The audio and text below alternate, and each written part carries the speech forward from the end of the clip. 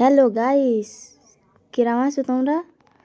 তো দেখো, আমি তো গরমের মধ্যেই ভালো নেই, কিন্তু ভালো থাকার জন্য দেখো সকালবেলা কি করতেছি।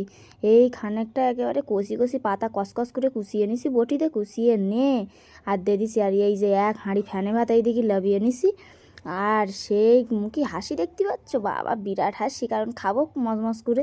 তো দেখো এদিকে পুঁই শাকের পাতা কুচিয়ে নিছি, আর সব তো সরঞ্জাম লাগে একটা বড়া করতে গেলে সব দিয়ে দিছি। ময়দাতে শুরু করে নুন চিনি, নুন চিনি দেয়নি তো, দিয়েছি কি লবণ দিছি, একটু জিরে মরিচ গুঁড়ো দিছি, আর একটু হলুদ দিছি অল্প করে, না দিলেও হয় তাও দিছি, আর লঙ্কা, কাঁচা লঙ্কা গুঁড়ো লঙ্কাতে মিশিয়ে দিছি। তো দেখো কিরম সুন্দর দেখাচ্ছে এইখানে। তোমরা কারা কারা পুঁই শাকের পাতার বড়া খাইয়েছো আমার কিন্তু জানিও। আমার কিন্তু এটা খুব ভাল লাগে, আর ভাল লাগে বেশি বর্ষাকালে।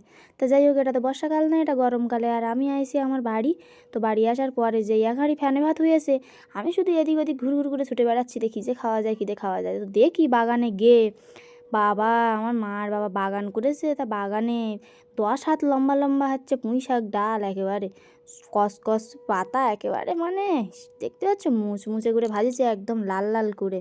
আর এত সুন্দর জালি পাতা যে দিকে আমি আর শান্ত থাকতে পারিনি। মা যদিও বলেছিল যে তুই একটু আলু সেদ্ধ কর, নাই আলু ভাজ, আলু ভাতে দিয়ে খাওয়া হবে, কিন্তু আমি তো সোনার পাত্র না, আমি আলু গোল গোল করে এদিকে ভাজেছি শুকনো লঙ্কা দিয়ে, আর ওইদিকে দেখো এক থালা বড়া করে নিয়েছি, আর এইদিকে বড়েও ফেলেছি। আমার আজকে সকালের খাওয়াটা জমে যাবে।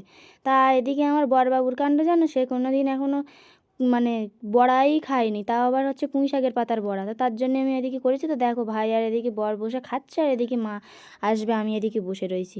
এই আমাকে কথা। তো এইবারে ওরা খাচ্ছে দিকে তো আমার লোভ লাগছে। যাই হোক, আমি একটু খাইয়ে দেখি কেরাম হয়েছে। উফ, কি অসাধারণ হয়েছে! বর্ষাকালে তোমরা এটা খাইয়ে দেখবে। এখন তো বর্ষাকাল পুড়ে গেছে, আর এইটা গরমকালের ভিডিও অনেক দিনের, আমি এখনকে করতেছি। যাই হোক, টাটা, পরের ভিডিওয় দেখা হচ্ছে।